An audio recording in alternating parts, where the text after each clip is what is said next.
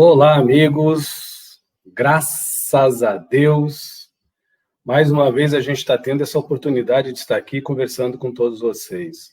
Hoje, em especial, em si, a gente obedecendo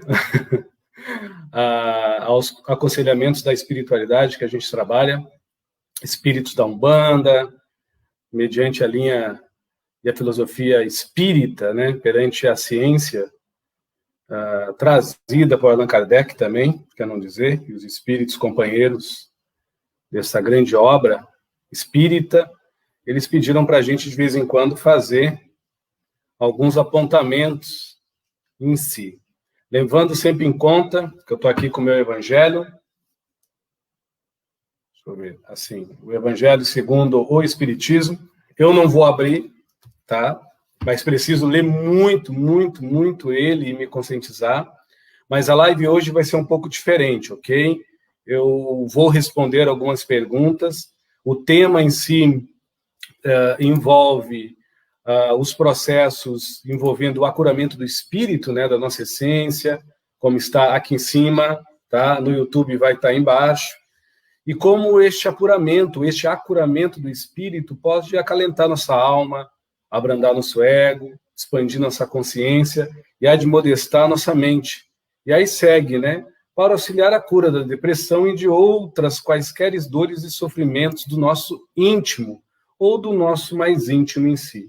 Então a gente vai falar hoje não só de depressão, mas de uma forma o máximo clara e mediante a vasta, vamos dizer, lacunas que infelizmente abrange a sociedade, não só nesse momento de quarentena, mas nesses momentos aí que a gente está vivendo em si, que as pessoas estão um pouco irritadiças, não todas, né, mas depressivas, algumas oprimidas, outras até um pouco meio que desleixadas e coisas assim. Então, uma boa noite a todos, tá? Um bom dia, uma boa tarde, que logo após a gente vai postar no YouTube, viu? E a gente vai tentar dar alguns apontamentos em si, por mais que eu vou ler o livro, o Evangelho segundo o Espiritismo, né? O de o melhor ainda, eu vou falar sobre ele, a gente vai fazer umas colocações aí que talvez sirva para alguém. Como vocês estão vendo, notoriamente hoje eu estou diferente, porque eu estou bem mediunizado, viu? Então eu fico mais para lá que para cá, mas não tem problema não. Eu estou sempre mais para lá que para cá mesmo. Então, a gente vai fazer esse processo. Vamos lá. Parar de blá, e vamos seguir, que Deus me inspire, que tomara, né? Quem sabe possa ajudar alguém aí que está na sua deprê, está no seu oprimento. Tem algumas passagens neste livro aqui, no Evangelho segundo o Espiritismo, ou na Bíblia mesmo, principalmente o Novo Testamento, nada contra o Velho, mas eu creio que o Novo Testamento está muito mais atualizado em termos hermenêutico, em termos, vamos dizer, didático, em termos realístico com o que nós estamos vivendo na nossa era. Né? A palavra de Jesus, ou a palavra deste avatar, ela é, assim, muito clara, muito límpida no que ela tenta nos traduzir. Por mais que Jesus, né, fala por parábolas, porque nós somos criança, e criança entende muito mais por historieta de que, muitas das vezes, por uma realidade que, mesmo sendo realidades, conforme for falada, ela pode parecer agressiva, porque nós somos ainda locomovidos e movidos pelas algumas angústias, algumas ilusões, mas outras coisitas aí. Então, a gente entende que o processo depressivo, que esses processos em si, que envolve angústias, mágoas, deprimentos em si, vai muito nos processos da cisma, tá? Cisma, ouve bem a palavra, cisma. Algumas vezes birra, que a gente cria mediante o tempo das coisas se prostrarem aos nossos olhos, mediante a forma, o modo e a maneira das pessoas se colocarem, mediante a nossa percepção do que nós concebemos, nós seres humanos, do que seja verdade, realidade, naturalidade legitimidade, pureza, ou até, lado oposto, a contrariedade do mal, da malícia, ou dos processos maquiavéis. Então, o que o Edson está tentando dizer em si? Eu botei no texto o Evangelho, e não me arrependo, mas qualquer livro, não desfazendo do Evangelho segundo os Espíritos, o Espiritismo, mas qualquer livro, uma música, uma dança, uma cantoria, ou algo que vai tirar nós, seres humanos, na nossa alegoria de se manter na sofrência. Porque é uma coisa interessante, a gente não está ofendendo ninguém, mas a gente está numa era que as pessoas estão tão carentes, e muitas das vezes tão perdidas de si, tão ansiosas, que parece que sofrer é romântico, e que viver na dor é quase como algo, vamos dizer assim, importante. Porque quando a pessoa consegue, ou começa a conseguir sair da sua dor e do seu sofrimento, é difícil, ela cria apegos esses mediante as suas ideias, mas não se tendo como ideal, ou quando não, achando que para fora é o ideal, mas nunca tendo a motivação de se ter como a maior ideia. Então também envolve muito o que a gente conversa nas lives que a gente faz, que é a inversão de valores, que é uma coisa muito interessante. Budismo, cristianismo, ramanismo, shintoísmo, seja a filosofia, o mestre ascensionado, ou o mestre que for, mas esses momentos estão cramando muito a gente começar a observar mais o que é amor. Tentar naturalizar o que é amar próprio. E quem sabe, de uma forma legítima, expor ao mundo que nós somos apenas mais um, sem obrigação de fazer o bem, e sem essa fuga, como um pecado da cruz, de não executar o mal. É óbvio, uma pessoa sensata não vai querer fazer mal a ninguém, mas também uma mesma pessoa sensata, ela não vai querer fazer o pior de todos os males, que é bocoitar o seu próprio bem. Este bocoitar o seu próprio bem, que é um grande causador somático de quase todas as doenças que caracterizam a depressão, se assim ela não for hormonal ou neuronal, ou traumática em si. Porque tem depressões que não são hormonais, nem muito menos, vamos dizer, neuronais, e nem muito menos traumáticas, de alguém ter feito algo com a gente. Muitas depressões são pessoas que têm um olhar negativo da vida, um olhar improdutivo de si mesmo, um olhar decisivo, maçante, né? Prejugativo das coisas, punitivo das situações.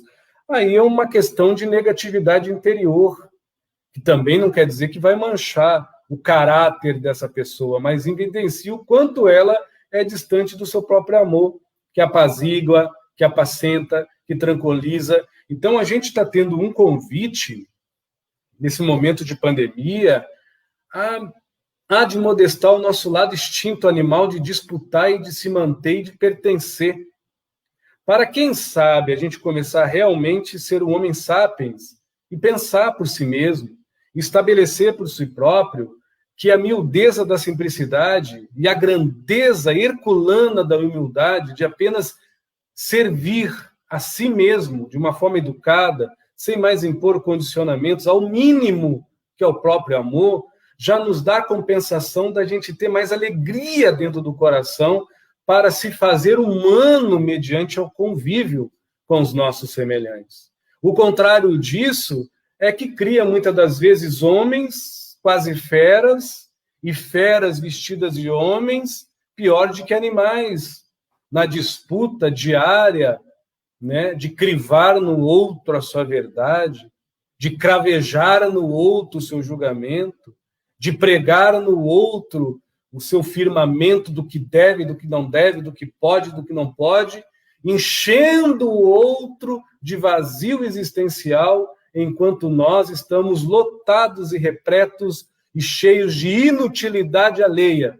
Por isso que nós vivemos, muitas das vezes, no vazio da existência por dentro.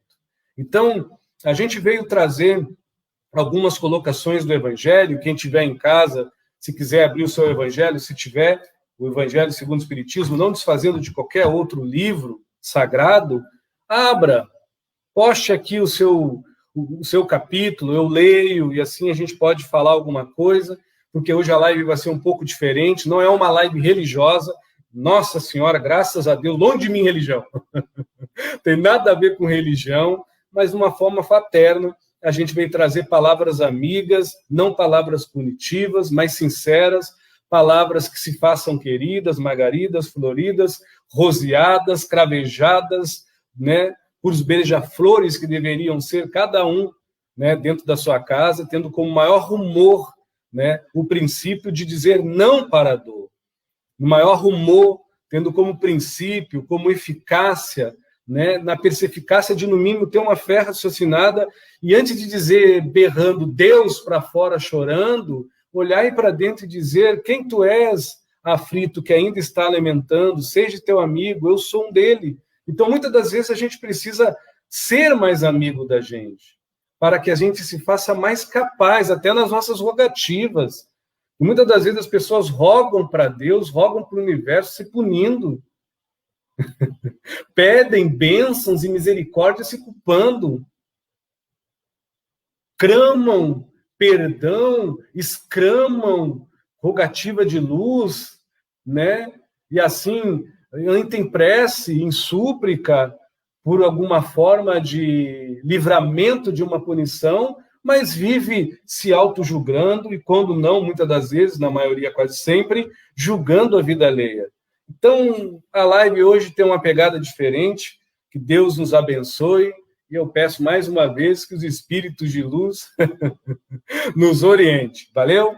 Boa noite a todos, uma boa noite, Luciene, uma boa noite, José, uma boa noite, Lili, uma boa noite, Jana Arantes, uma boa noite, Gizi, uma boa noite, Vânia Souza, que Deus abençoe a todos vocês em sua casa, em seu estabelecimento, no seu momento, aonde vocês estiverem, que urja, né, e surja, e que possa ser ungido, né, o dom do Espírito e verdade, né, na sinceridade do suspiro de alívio, que é o mínimo, mediante ao máximo ou a máxima daquele que se quer bem. Valeu? Fiquem à vontade, se alguém tiver alguma pergunta envolvendo o tema, que não é só depressão, tá? Mas é o aprimoramento do espírito, que a gente até pincelou aqui. O espírito é uma coisa muito interessante. Quando Jesus fala, venha a mim as criancinhas, está aqui também no Evangelho, ele convida a singeleza da simplicidade. E ele dá ao alvitre o verdadeiro valor, a grandeza magnânima da humildade. Somente quem se ama alcança em si e por si mesmo a misericórdia divina, a bem-aventurança da misericórdia para consigo. Porque o contrário da misericórdia, muitas das vezes, pode ser a perseguição, né? A danação, o caos, a punição, o julgamento. Mas em misericórdia a gente se absorve das coisas do mundo, mas a gente solve como uma esponja as coisas do Espírito. E as coisas do Espírito todo mundo tem, independente de acreditar ou não na vida após a morte. O que é do Espírito, Edson? O afeto. O que é do Espírito, Edson? Amar. O que é do Espírito, Edson? Educação. O que é do Espírito, Edson? Numa expressão clara de sentir, suspiro de alívio, mesmo depois de um dia de trabalho duro. O que é do Espírito, Edson? Compaixão, alegria. O que é do Espírito, Edson? A simplicidade. O que é do Espírito? A humildade. O que é do Espírito? A amizade. O que é do Espírito? A fé, a esperança, o raciocínio. Tudo isso que eu falei está na doutrina espírita, está no Evangelho, mas não é espírita, é do Espírito. Esse detalhe que a gente muitas vezes não interpreta mediante o nosso movimento com a vida como algo que tem grandeza espiritual, mas tem. Outra coisa que também ajuda o espírito, mas não é nesse espírito de lapidez, de acuramento. O que é acurar? Refinar, purificar, dinamizar, limpar, clarear, alvorecer. Isto é acurar. O que muitas das vezes as pessoas acham que é do espírito, Edson? Cultura. O que muitas das vezes as pessoas acham que é do espírito, Edson? Poder, força. Do espírito, Edson, que as pessoas acham, paixão, locomoção, desejo e vontade. Espírito é inspiração, intuito. Então, esse manusear ofertado para cada um de nós, se a gente começasse a se atentar muito mais no que é sutil por dentro e valorizar isso como é real, nada que cria traça, nada que se dissolve, por mais que seja necessário para a nossa vida orgânica se manter por fora, nos corrompe a nossa paz de espírito por dentro.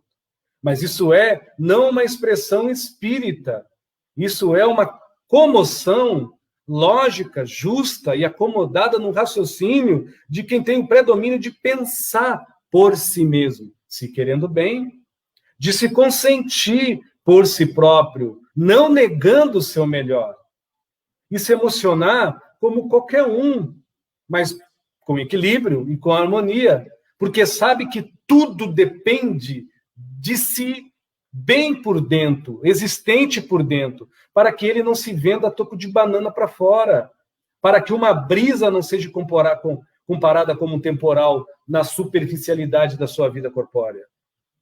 Mas, tempo ao tempo, a gente respeita. Não estou aqui pregando ninguém na parede, nem muito menos palavra de Deus, porque Deus já é a nossa paz de espírito. Valeu? Então, tem uma amiga que abriu aqui um capítulo, a Zizi, capítulo 10, é bem-aventurados os que são misericordiosos. Eu li, minha amiga, antes de eu botar aqui na tela, eu li o que você escreveu, por isso que eu associei, né, essa paz de espírito, esse acuramento interior, com esta misericórdia. O que é misericórdia? É concórdia, é cumplicidade, é unção, é ser ungido. Eu sou ungido pela misericórdia, então eu sou em benemérito, ungido pela providência fraterna, beneficência eterna de Deus. Então, em mim pode sobrecair o mal que for, a maldade que for, a maledicência que for, há de cair por cima, mas logo assim cairá por frente, atrás e nos lados, porque nada dentro de mim me afeta. Isso não é poder, isso é empoderamento. Isso não é força, isso é lucidez. Isso não é amor, isso é amar próprio. Isso não é cultura, isso é educação vivencial. Então, seres bem-aventurados, os que são misericordiosos, não é aquele que doa a misericórdia para o outro, mas é aquele que já por si se requer o perdão das suas próprias ofensas pela compaixão,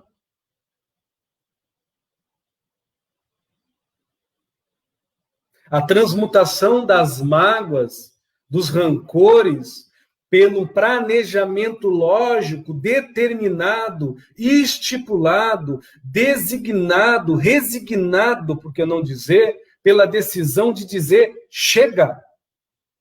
O mal que me fez não é o mal que eu, por mim mesmo, vou me alimentar, me nutrir. Então, é uma decisão que cria uma incisão dos males que estão por dentro, mesmo que em lembrança venha os males que nos veio por fora.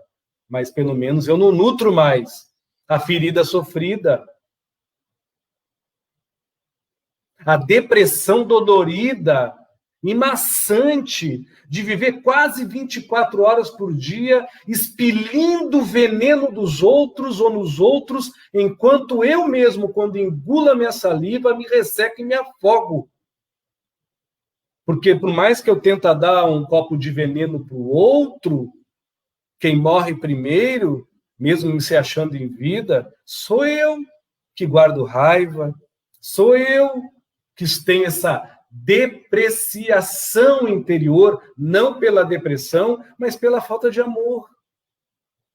Porque a depressão, ela não tira a logística da lógica de entender, para quem sabe o que é cor, que uma parede é preta e a outra é branca. Então eu decido, branco no branco, preto no preto. A depressão, ela não corrói os neurônios, nem muito menos destrói os nossos princípios. Por mais que ela pode, através dos hormônios, limitar a nossa expressão bem vivencial para o outro e vivencial íntimo para consigo mesmo.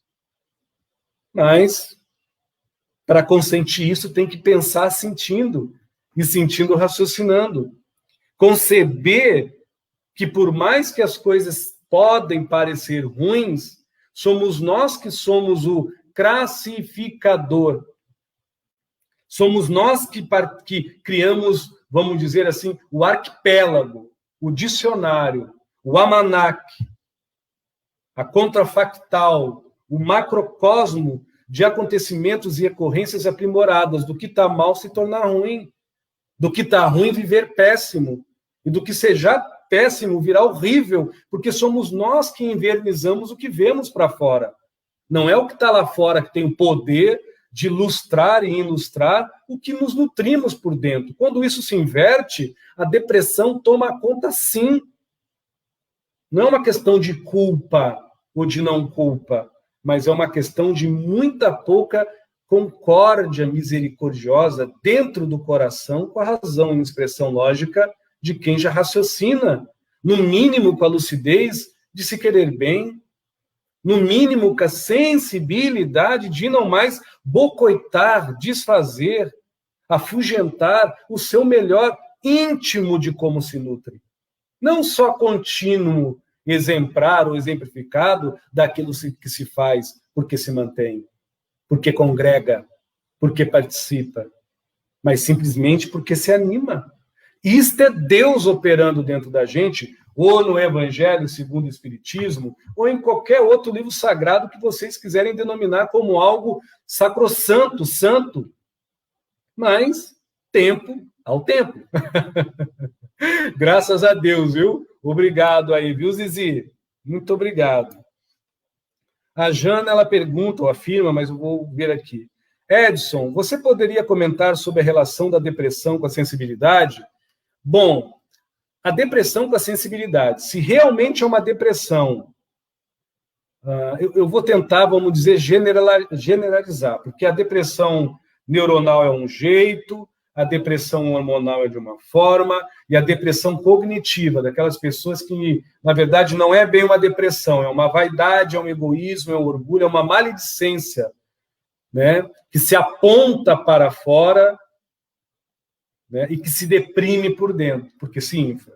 Então, muitas das vezes, não todas, porque eu não estou dizendo que a depressão é uma maledicência de caráter, uma corruptela de princípios entre o que é moral e o que é ético, o que é lógico, o que é sensato e o que é prestativo ou inútil, tá? Que isso fique registrado, viu? Estou dando letra para ninguém. Porém, num genérico e num geral, se realmente a pessoa ela é depressiva, a depressão ela arrasta duas correntes primordiais. O deprimento, porque a pessoa ela começa a se descompassar do momento.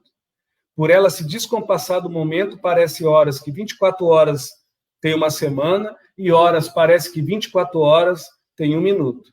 É um descompasso emocional com o racional, enquanto os sentimentos, o sentir, que envolve a sensibilidade, fica esmagado. E esse esmagamento, em algumas pessoas, cria-se uma espécie de aceleramento cognitivo.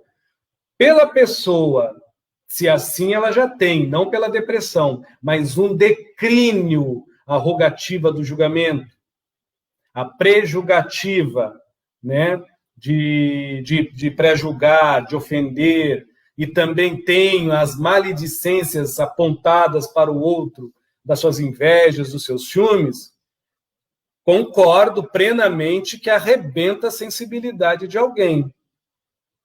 E contunde essa sensibilidade deste mesmo alguém a si mesmo, porque ela vai ter o mundo como culpado, o universo como o algoz, Deus como o feitor, o castigador, o momento como a punição, o tempo como castigo, a vida como purgatório, o respirar como o veneno, o coração bater como um momento horrível.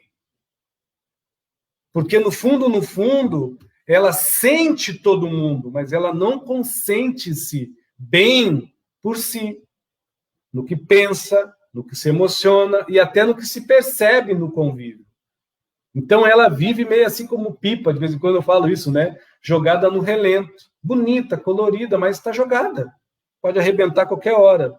Eu não falo isso da depressão. Eu falo de algumas cognições que a depressão, unginda simbioticamente com a sensibilidade, cria em seres algumas características. Agora, qual é a característica, Edson, para você, psicoterapeuta, nesses 27, 26 anos aí de psicanálise, que você vê de uma forma genérica, não geral, mas genérica, a depressão? A depressão é tristeza, pô. Quem é triste não julga. Se retira, se rejunta, se distancia. Quem é deprimido não briga, não ofende. Ele se libera, se afasta, se exclui, para que não haja quem o julgar e para ele não ter a reação de se explicar mediante a qualquer tipo de julgamento que, sem querer ou querendo, ele pode preconizar. Aí é depressão. Aí já foge a insensibilidade das maledicências. Mediante a consciência da razão lúcida, mesmo depressivo, de entender. A depressão é minha, eu estou sofrido, eu posso sentir tudo negativo, mas as pessoas que me amam querem o meu bem. Então cabe eu ter educação. Entre xingar, berrar, ofender, por mais que os meus hormônios estão bagunçados, eu prefiro ficar quieto num canto, sem comer, chorando, mas eu vou ficar no canto. Eu não vou fazer para o outro, transferir para o outro a dor que eu consinto, o sofrimento que eu tenho como recinto, os desvaneios que eu tenho como labirintos entre as minhas ideias, meus ideais, minhas emoções, minhas reflexões, minhas análises, minhas convicções mais profundas e íntimas, com a minha sensibilidade, o meu sensorial, com a minha educação e a minha cultura, a minha má ou boa vontade de me rever no que é bom ou de eu ainda me ter no que eu me faço pior. Então, a gente tem que separar assim, ó. Já que eu não tenho efeito especial, passo com a boca. Cheio de navalhinhas, a gente tem que separar. O que é uma pessoa hipersensível ou a sensibilidade do que é uma depressão que ajuda, não instiga, mas evidencia o que é uma pessoa mal educada, mal amada e sofrida por isso, pela mal educação e pelo autodesleixo. O que é a depressão, o que é uma sensibilidade da pele, seja para o bem ou para o mal, seja de uma forma que precise de alopatia ou até de tratamentos neuronais ou hormonais, ou de segmento médico, mesmo clínico, e do que é realmente um mimo, um auto-boicote, onde a pessoa se auto-mima, pré-julgando, julgando-se, pré-julgando, julgando. Não se dominando, querendo julgar e dominar. E julgando e dominando, assim se prejulgando, vitimizado. Então, a gente tem que analisar muito. Por isso que a depressão, eu classifico como uma das piores doenças, como já está claramente desse século. Mas a depressão não tolhe o caráter de ninguém. A depressão não tira o bom senso de ninguém. Eu já tive casos de atender pessoas depressivas que escarraram na minha face. Nem foi guspe, foi catarro mesmo. E Deus, naquele dia, me inspirou, porque eu tenho sangue quente. Eu respirei, isso foi em Campinas, quando eu morei lá. Eu respirei, conversei com a pessoa e continuei conversando. E conversando, ela foi acalmando. Ela pegou o lencinho dela, limpou, pediu desculpa, chorou, mas aí era depressão, desequilíbrio. Agora, o que não é depressão? É quando a pessoa faz o mal, prejudica o outro, e não tem a dignidade de fazer um gesto, não precisa pedir desculpa, mas um gesto que diz, eu me arrependo. Não, a pessoa, depois que faz, ela continua na amargura, continua na sua suposta razão, continua no seu julgamento. Isso aí já não é depressão. Porque até onde eu sei, a depressão não corrói os neurônios do bom senso. Por mais que a depressão é desleal com o consenso dos hormônios do humor, mas não dos hormônios do bom senso. Hormônios do humor é uma coisa, hormônios do humor é outra coisa. Ou do bom senso, perdão, é outra coisa. Então, Edson, a relação da depressão com a sensibilidade existe? Existe. Existe, sim, mas mesmo existindo, nesses 26 anos, eu digo, só se a pessoa fora da depressão tem ali uma neurose, tem junto com a depressão, vamos dizer, uma psicose, né? Tem algum borderline, aí sim.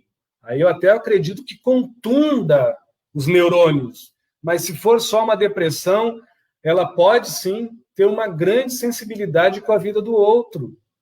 E também, mesmo sofrendo, não perder a sua maleabilidade de sensibilidade com a sua vida. O que atrapalha no depressivo, como em qualquer outra pessoa, é a não reforma íntima, a não observação das nossas maledicências. Eu vou dar um exemplo. A depressão, ela não é dor de estômago. A depressão, ela não é dor de dente. A depressão, ela não é dor de ouvido. A depressão, ela não é sede. Mas você pode botar todas essas coisas que eu disse que não são depressão ao extremo num cidadão que é egoísta, vaidoso, luxurento, mimado e negativo. Para você ver que pior do que depressivo, ele vai parecer um louco psicopata. Agora você pega isso que eu falei num depressivo que tem um pingo do mínimo do bom senso de respeitar a vida alheia e o pingo do mínimo do bom senso, mesmo sendo depressivo, e até mesmo ele com agressivo, com a depressão é agressiva, hormonal, mas ter aquela coisa de dizer, eu tô mal. Mas não quer dizer que o planeta assim quer que eu fique pior. Você vai ver que mesmo a pessoa tendo sede, dor de dente, dor de barriga, dor de ouvido, dor de cabeça, depressivo, ele não vai perder a sensibilidade de não transmitir para o outro o mal que talvez o corrói por dentro. Pegou a diferença, minha amiga? É bem diferente depressão com falta de personalidade. Alguns até beiram falta de caráter, viu? Eles não devem ter nenhuma doença como escudo, né, superficial das nossas maledicências não tratadas. A depressão é uma doença que, de alguma forma, atinge a sensibilidade, mas não afringe a sensibilidade humana de entender que o meu mal é meu mal, meu sofrimento é meu sofrimento. E dentro das possibilidades, a gente não vai fazer o outro sofrer, por mais que faça sem querer. Mas, tipo, não vai ser uma pessoa que vai descarchar, humilhar, torturar. Isso já não é depressão, não. Quem tem depressão não tem tempo para estar torturando, perseguindo, destruindo a vida alheia. Desculpa, viu, Jana, que eu gosto de levar para vários ângulos, porque eu falo para quem quiser ouvir. Valeu? Muito obrigado. Com licença.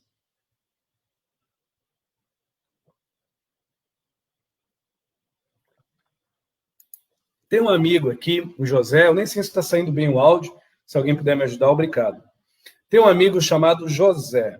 José fala assim, Edson, tenho notado que muito mais válido, primeiramente, nos ajudar, sentimos por nós mesmos. Só assim podemos ajudar o próximo. Capítulo 11, não sei se é do Evangelho segundo o Espiritismo. Na verdade, meu amigo, quando você se ajuda de verdade, se amando, se respeitando, isso não quer dizer que você vai liquidar todas as suas maledicências, mas você vai deixar de viver nas aparências, deixar de se envolver com conveniência, deixar de ser imprudente e vai começar a ser mais inteligente, eloquente, competente, sensível, e vai mergulhar para dentro de si. Então, toda melhora interior, reflete para fora o meu bom com mais valor. O meu melhor com mais valor. Não estou falando errado, não, é isso aí mesmo.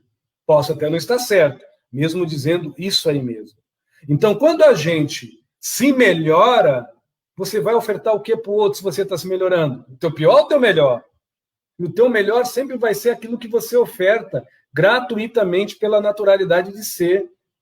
Não pela prerrogativa disciplinar, doutrinária, religiosa de se manter, porque tem que fazer, porque tem que evoluir, porque tem que aparecer e porque tem que crescer. Não. O maior crescimento nas alturas sempre vai ser encolhidinho por dentro, suspirando de alívio, mediante sem nenhuma parede na sua intimidade, a não ser a sua existência lúcida e sóbria, de se ter em paz por si mesmo.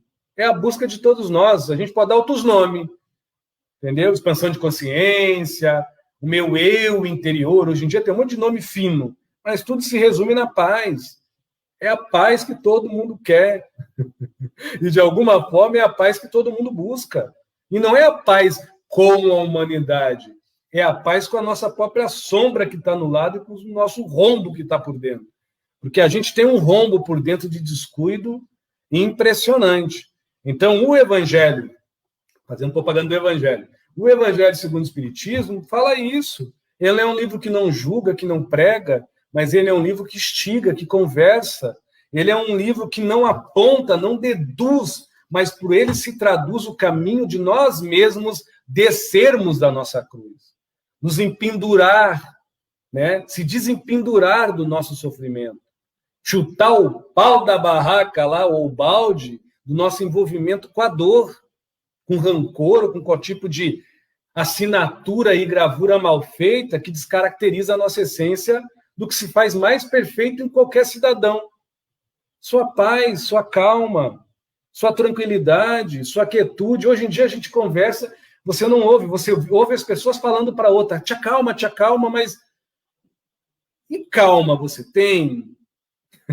A gente não tem nem calma para pedir para o outro se acalmar, já vai pedindo calma, sacudindo, quase batendo. Então, concordo, José.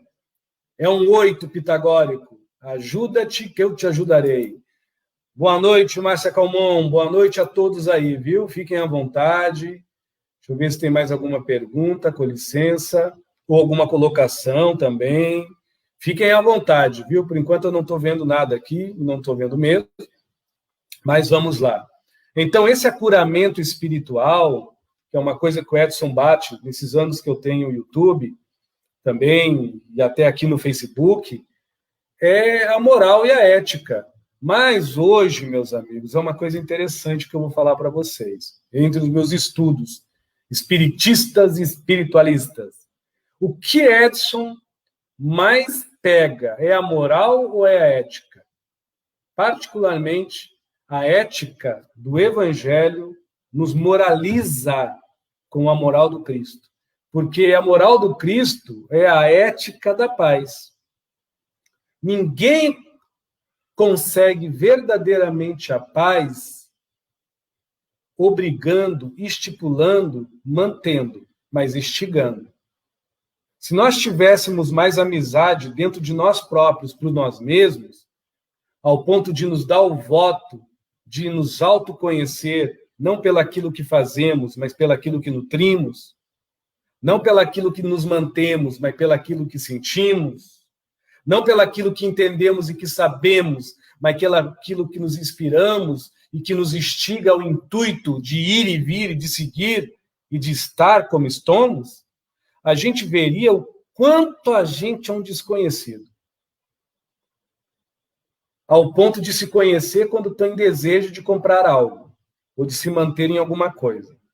Ao ponto de só se conhecer e de se diferenciar quando a gente quer, não quando a gente é. É esse detalhezinho que quando a gente começa a trabalhar essa ética, que não é horizontal, ela é vertical, ela é dentro. A gente começa a olhar horizontalmente todo mundo pelo eixo, pelo meio. Você não precisa mais olhar as pessoas pelos pés e você não precisa olhar ninguém por cima da cabeça. Você olha pelo eixo, porque você vê que a tua maior grandeza é o equilíbrio, não é as alturas, nem é o térreo. Que a sua maior bravura é se manter em silêncio, mas a sua maior feitura é pelo exemplo mostrar quem você é, não apenas pelos feitos de fala, pelos feitos mecânicos, evidenciar o que você apenas busca. Então, esse tipo de qualidade, de referência, não só pela transição planetária, mas é o que está deprimindo e se autodepreciando muitas pessoas, porque a gente está preso numa gama de futilidade existencial para fora e de inqualidade existencial por dentro. A gente está cada vez mais amarrado, né, ou atolado nesse lodaçal de conveniência e de imprudência. E cada vez mais vazio, seco, pela inutilidade do que os outros e nós, por falta de personalidade, enfiamos e infiltramos em nós mesmos, como um corrosivo dolorido de imposições, de julgamentos, de prerrogativas dedutivas, aonde o preconceito é minha seita e minha religião. Onde o julgamento demonstra o que realmente eu adoro, a fantasia, o lúdico e a ilusão. Aí fica difícil. Fique à vontade, viu? Com licença. Márcia Calmon, com licença. Ela fala assim, Edson, boa noite, Márcia. Ela fala assim, Edson, podemos manter a paz através do exercício de boas escolhas, equilibrada para nós e respeitosa para com o próximo? Mas aí que está, Marcia. Hoje, e depois dessa pandemia e do que está por vir aí também, outras coisitas mais que não é novidade para ninguém, para alguns seja, mas eu não procuro não ficar prevendo coisas ruins, nem muito menos afirmando coisas boas. Está por vir. A chuva, um dia vai chover, vai ficar noite, vai ficar dia, mas eu estou falando hoje especialmente para quem crê nisso. O Evangelho segundo o Espiritismo, para quem tem uma noção espiritista ou espiritual. O que eu vou falar não é segredo. A morte é uma mentira. Eu perdi amigos bem assim achegados, graças a Deus familiares não. Não sei amanhã, desejo que não, pelo Covid. Porém, a gente entende que é um convite de tudo o que está acontecendo para a gente rever, como Márcia disse, as nossas escolhas. Eu escolho viver pelo que é essencial. Ponto. É essencial tomar água. Se é essencial para mim, eu não vou negar água nem para o meu inimigo. Não é porque eu sou bom, é porque eu sou justo comigo. Se me faz mal, para que eu vou fazer mal para alguém que não gosta de mim? Vou ser pior do que ele? Então ele está certo em me perseguir. Porque ele está apenas perseguindo a sua sombra. Para não dizer, jogando pedra no seu espelho e no seu reflexo. Eu mesmo, que julgo-me inocente. Pensem no que eu falei. Pensem, para quem quiser, né? Mas tem a vítima nesse mundo. Mas vamos lá. Então, se eu rogar para mim mesmo, Edson, a partir de hoje, você vai dar importância à essência das coisas. Você vai dar importância e verdadeiramente escolher o que é essencial. O que é essencial? Minha paz, pô. O que é essencial? Eu ter o mínimo para mim viver bem comigo mesmo. E o mínimo para mim viver bem comigo mesmo não se compra, mas se pensa. Não se gasta, mas se sente. Não se consome, mas se emociona. Então, no mínimo do máximo, eu preciso usar o meu raciocínio junto com meus pensamentos. Para que o meu suposto modo positivista não caia no consumo da procrastinação e da rogativa da preguiça. De pedir e clamar para o mundo, porque eu sou positivo. Para fora. Mas por dentro, eu não faço nada por merecer. Se assim, eu só fico no pensamento positivo. Então, eu boto no meu pensamento, porque é essencial, raciocínio. Então, antes de eu pedir que aconteça, eu busco a ocorrência do acontecimento. Eu faço por me merecer. Eu faço por pertencer a algo melhor. Então, eu penso. Isso é o mínimo. Lógico. Em todas as áreas humanas. E assim se faz a essência no sentir. Se eu sinto amor por mim, e ainda eu roo unha, ainda eu arranco os fios dos cabelos, ainda talvez eu tenha uma depressão, borderline, esquizofrenia, ou outras esquisitices, que não é esquizofrenia, mas aí já vai para outro ângulo totalmente diferente, que não é doença, mas é um processo de maledicência, de ser orgulhoso, mentiroso, vaidoso, ou qualquer outra anomalia que nos tire da paz interior. Mas eu tenho isso, mas eu sei que se eu começar a sentir mais amor próprio, sem ficar distinguindo o pior em mim, mas não deixar de trabalhar para que o melhor por mim flua de uma forma natural. Então eu não boicoto-me. Quanto mais eu naturalizar o meu bem, mais eu medico o meu mal. E quanto mais eu sonegar o meu mal, mais eu medicalizo e cristalizo o meu bem nas conveniências alheias e na imprudência por falta de amor próprio. Pensem no que eu estou falando. Então eu vou fazer um bem por conveniência. Eu vou manter uma aparência por imprudência, por carência, por euforia, por alegoria de ansiedade, mas eu não vou manter uma aparência boa porque eu me quero melhor. Eu vou manter uma aparência boa porque o mundo dos outros requer que eu seja menos pior do que a maioria. Um pouquinho melhor do que a minoria. Aí eu vou viver do sentimentalismo exacerbado. E na sensibilidade exagerada. Aonde qualquer coisa que aconteça comigo de bom é coincidência, porque eu vivo na loteria do sorte e azar, e vivo na cruz do bem e do mal. E qualquer coisa que aconteça de ruim por mim, ou em mim, ou sobre mim, é perseguição. Nunca é minha falha e meu erro. É perseguição, porque eu sou vitimizado. Então, essa autoanálise requer não inteligência, requer sensibilidade. Isso não vai tirar de mim a dor, mas me liberta do sofrimento, desse rompimento de paz interior. O sofrimento faz isso, rompe a nossa paz interior.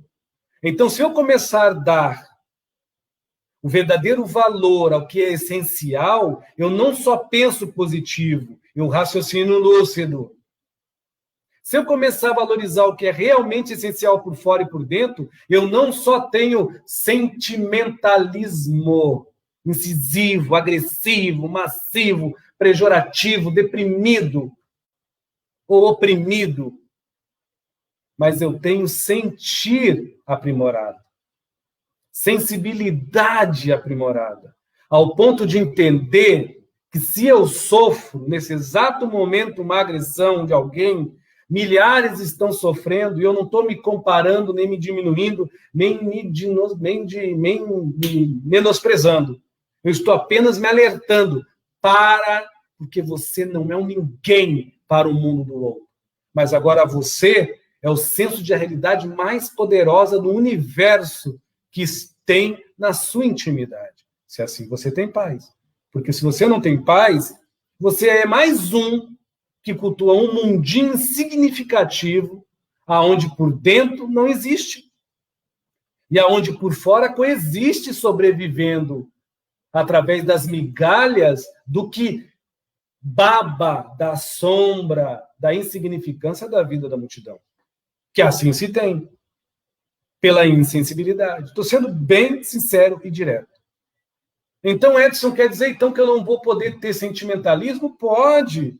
Se você entender que vale a pena se sentir e escolher racionalmente o sentir para dar sentido, o sentir para dar sentimento, para que a gente não se pegue como um assustado, desvanteirado, todo desarmônico e desequilibrado por qualquer ocorrência natural ou até mesmo antinatural que ocorra na matéria.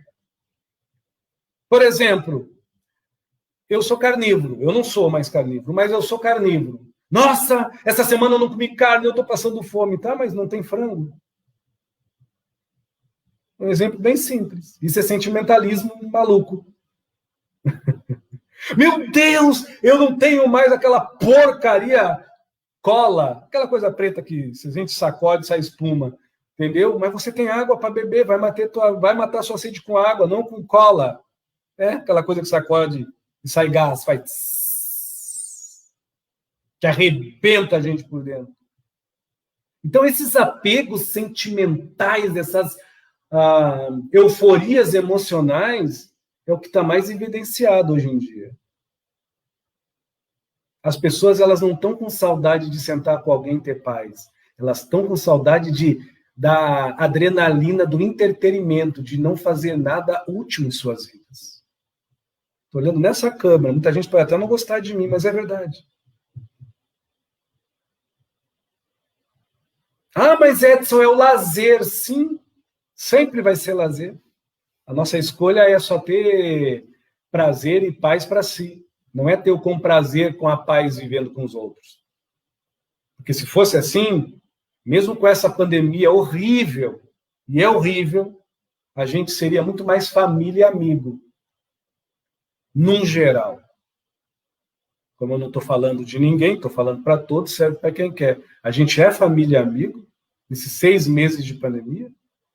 Quais foram as nossas escolhas? Foi pelo que era importante só para mim ou importante só para minha família?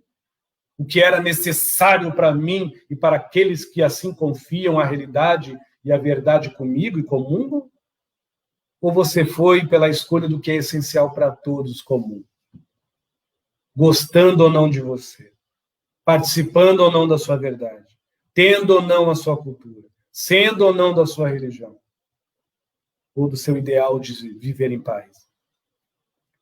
Então, a gente vê que quando a gente discrimina uma escolha e determina que o que há de mais importante é o que eu quero, que nem uma criança mimada, é o que eu necessito, que nem um vazio existencial, mas não que nem eu, em essência, preciso. Porque tudo que nós precisamos em essência verdadeira, todos precisam. Paz. Todos.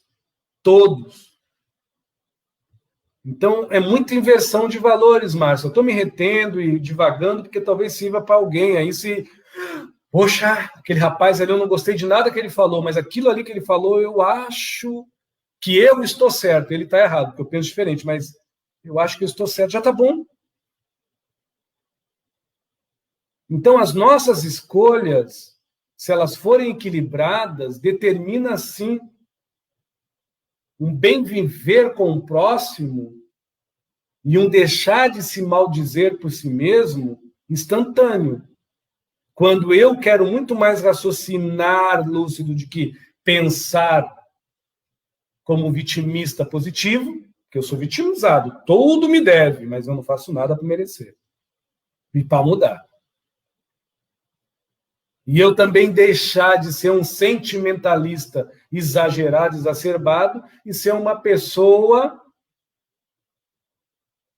mais sensível às suas verdadeiras e essenciais necessidades de existir por dentro. Porque senão a gente vai viver num mundo de copia, onde um geme lá, eu grito aqui, outro geme ali, outro rosna ali, outro late aqui, outro morde ali, outro dá o pataço colar. Mas a lei de sintonia se faz em quem assim crê que a vida deve ser. Aí a gente vai ver na televisão aí pessoas aparentemente com estudo, com faculdade, com cultura, não é isso? Que muita sociedade preza, cultura, cultura, dando pataço em loja, em sorveteria, destratando motoboy, falando um monte de palavrão, aqueles lascados mesmo, que as pessoas ficam horrorizadas, o meu filhinho fala isso. Aí são dadas como dementadas. Por quê? Porque ou tem dinheiro ou tem cultura. Mas eu não posso dizer que tem inteligência e educação. É o que nós mais vamos ver para pior, para frente, que é o que vai acontecer. Porque nós estamos agora sendo espremidos de fora para dentro e sendo comprimidos de dentro para fora. Assim, ó. Nós vamos botar quem nós somos, querendo ou não.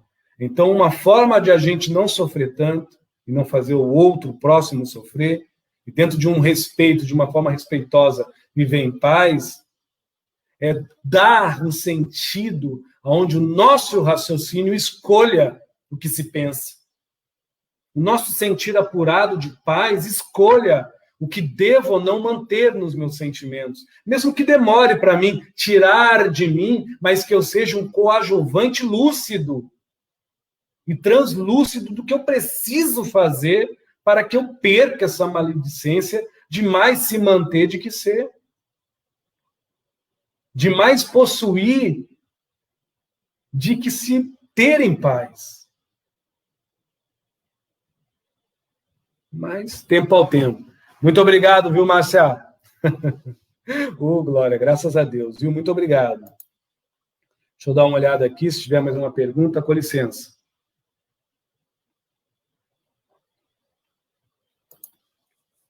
O Roger, boa noite, Roger. Uma boa noite, Claudete. Uma boa noite aí quem está chegando. Muita paz a todos. Eu não estou aqui como dono da verdade, não. Outra coisa muito legal também, que eu acho legal, não estou dizendo que as pessoas acham, cada um acha o que quiser. Eu gostaria de achar o número da Mega Sena, mas ainda não consegui, não. Mas vamos lá. Nós estamos numa era também, que é bem bacana também, a gente muitas vezes fala, poxa, eu tenho depressão, eu tenho deprimento, eu estou entrando num processo de tristeza, de frustração, de mágoa, eu tenho umas lacunas dentro de mim. Edson, de uma forma homeopática, eu mesmo tentando me curar, o que eu preciso fazer antes de perdoar, ou durante o perdoar? Ter a compaixão de se autoavaliar. Avaliar não o mal que o outro te fez, mas o bem que você ainda se sonega. Porque muitas das vezes a gente é traído por algumas pessoas, né, que a gente confia, ou machucado por algumas situações que a gente se afilia, e a gente acaba, por revalia interior, vivendo num compasso repetitivo só naquela dor e naquele labor daquele sofrimento. Tipo, tudo que caracteriza, tudo que mostra e tudo que leva a cognitivamente nós lembrarmos o patasso que recebemos de alguém, não o abraço que nos confortamos no hoje, acabe deprimindo nós no tempo e no espaço, só nesse cubículo de lembranças de dor e de reflexos que vão nos trazer sofrimento. Então, uma das coisas que a gente precisa fazer é começar a valorizar a coisa miúda. O café da manhã, pela uma gentileza do marido, da esposa, você não precisa pedir obrigado. Você agradece para você, e agradece para o outro com a delicadeza de ter a esperteza de surpreender ele, não com galanteio, com romantismo, mas com boa educação. Oh, olha aí que está o negócio. Boa educação, não com refinada cultura. Você não precisa dar bom dia em francês. Dá bom dia em português mesmo. No bom português brasileiro. Ou senão, só dá um abraço gostoso e diz como é bom você estar aqui. Então, a palavra-chave para ajudar as pessoas a saírem da depressão por dentro, com remédios também, com ajuda terapêutica, profissional ou médica e auxílio da família, é ter gratidão, não como uma palavra que deve ser coada, jogada ao vento toda hora, mas como uma palavra que deve ser meditada, esmiuçada, e ter ela como um ideal de antes de dormir, estar nas suas orações. E quando se acordar, continuar nas suas expressões, não só de fala, mas de feita vivencial. Porque gratidão, ela unge-nos com uma expressão positivista, mesmo que a gente ainda se exclui das positividades que a família quer, ou que o terapeuta almeja, e a família também, ou que quem nos quer bem nos deseja. Mas a gratidão, ela vence a depressão. A gratidão, ela vence a depressão. Porque só quando a gente tem gratidão de verdade, se a gente está realmente com depressão, que a gente pode ter força para se apoiar no ombro de alguém e dizer, me leva porque eu não consigo andar. Fala por mim porque eu não consigo sussurrar. Escuta, porque ainda eu só consigo ouvir, mas eu não consigo escutar. Compreende, porque ainda eu ouço, mas eu não entendo. Então compreende para mim. Porque a gratidão, ela é amiga, não só da simplicidade e da humildade, mas a gratidão, ela é casada com a confiança. Ela é partidária da amizade. Então, quando você é grato a si, mesmo com depressão, obviamente, eu não estou falando da depressão, mas eu estou falando de você depressivo, porque você depressivo não é a depressão.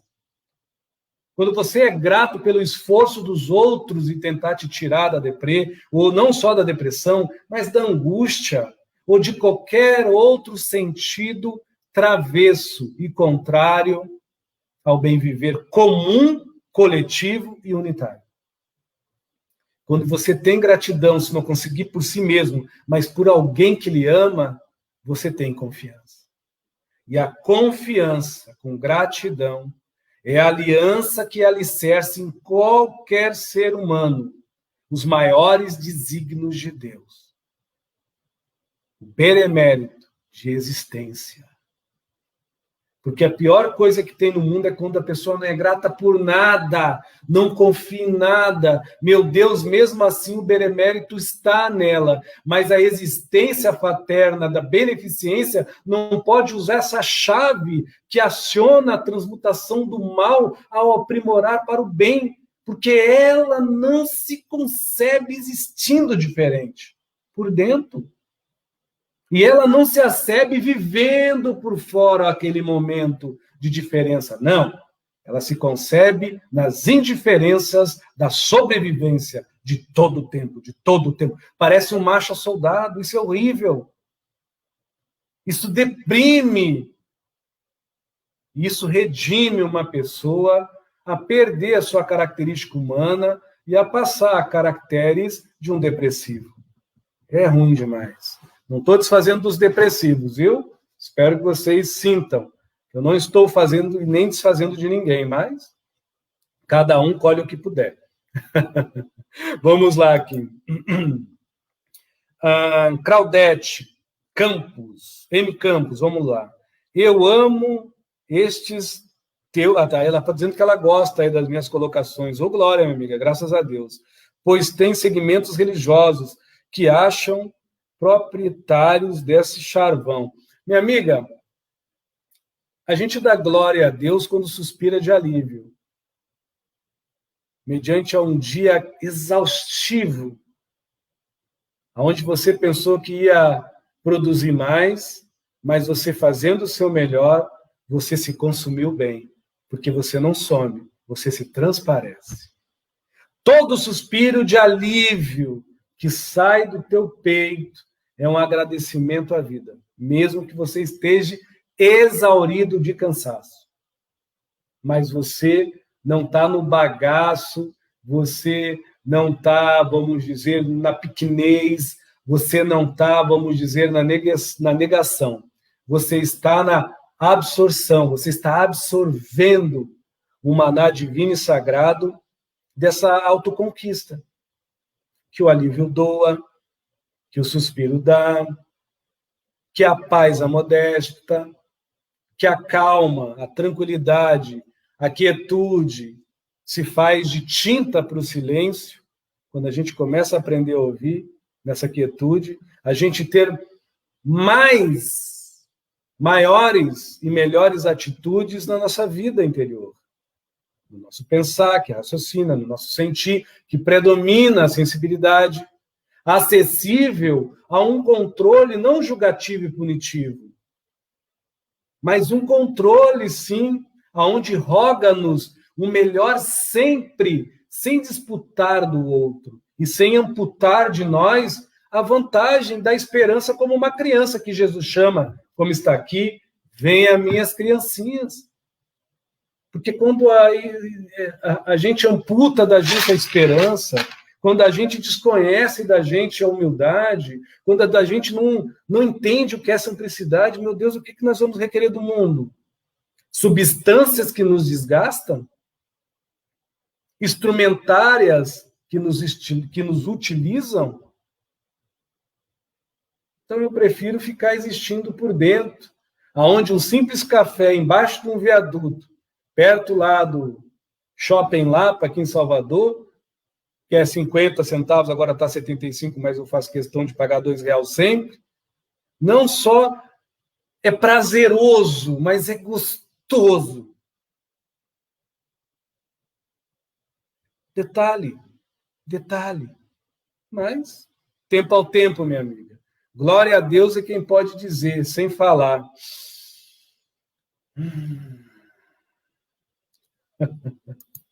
Acabei de dar glória a Deus agora, de um outro jeito. Fiquem à vontade, viu? Muito obrigado. Deixa eu ver aqui. Mais uma, eu acho que tá bom. Se tiver mais alguma pergunta, estou aqui dando uma enroladinha de linguiça. Se alguém puder ajudar, colaborar, muito obrigado. Uma coisa interessante que eu não cheguei a concluir. Então, muitas das vezes, e como agora, o universo está convidando a gente a se perdoar, mas também a perdoar compassivamente, com compaixão ao outro. Olha, a gente está tendo uma oportunidade de acabar com mágoa, de dissolver desavenças, mas para isso a gente tem que vencer o nosso pior inimigo, disfarçado de amiguinho, que é nós mesmos, muitas das vezes. Não sempre nós somos o nosso pior inimigo. Aí a gente tem que vencer a vaidade. Aí a gente tem que dar valor ao que é realmente essencial, a minha existência interior, não a minha aparência superficial, que é ter paz, não ter razão. Eu não quero ter razão. Mas, Edson, você foi enganado. Mas e aí, quem se enganou fui eu. Não quero ter razão. Eu quero ter paz. Porque se eu quiser ter razão e a pessoa, mesmo ela mudando, vir me se desculpar, eu vou ter uma razão encharcada de mágoa. Eu vou ter uma razão afogada de rancor. Eu vou ter uma razão seca de amor próprio. Sabe por quê? Porque eu me conheço. Eu sei que em mim existe um snob. Eu sei que em mim existe um gavola. Eu sei que em mim existe uma pessoa invejosa ou mentiroso, um pragmatismo, um fanático religioso. Eu sei que em mim existe um humano evolutivo. Então, por existir um humano evolutivo, eu determino, porque minha fé é raciocinada. Então, eu determino no predomínio da minha sã consciência. Eu não quero razão. Eu quero paz. E por ela eu luto. Com a arma do silêncio, com o escudo da humildade e com a bomba atômica do sorriso simples e eficaz, com suspiro de alívio. Olha, os obsessores e os teus inimigos vão te odiar quando você fazer isso. Porque bate e volta. Sintam. E quem quiser, está aqui. Eu não resumi o evangelho, eu apenas falei algumas coisas. E como eu vou ler para mim depois, eu vou fazer aqui aberto, vocês estão vendo. Vamos ver o que sai. Caiu, vou tentar mostrar mais perto a luz aqui, mas acho que não vai dar, mas tudo bem. Caiu assim, eu já vou terminar a live, viu? Eu vou ler só um pequeno trecho, só o primeiro parágrafo. Vamos ver se eu estou inspirado, se eles me ajudaram aí.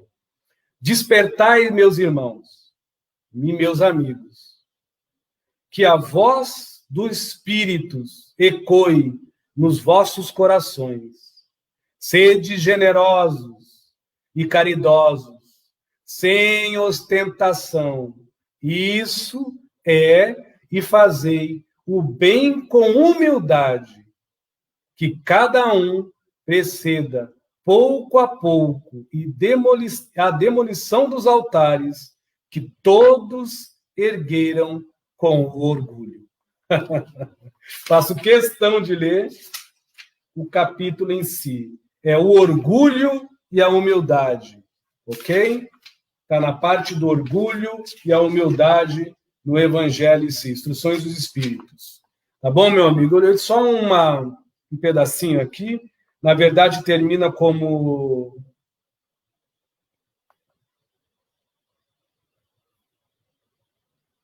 Eu não estou conseguindo achar, porque eu não estou conseguindo ler direito, porque eu estou muito mediunizado. Mas deixa para lá. O importante é que fica nessa parte do orgulho e da vaidade em si.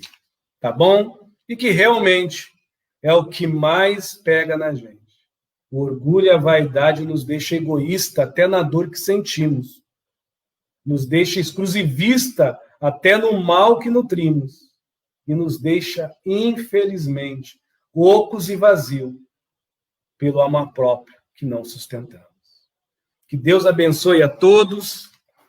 E eu vou fazer uma oração, uma prerrogativa, uma rogativa, uma prece, desejando a todas as pessoas muito amor, muita paz.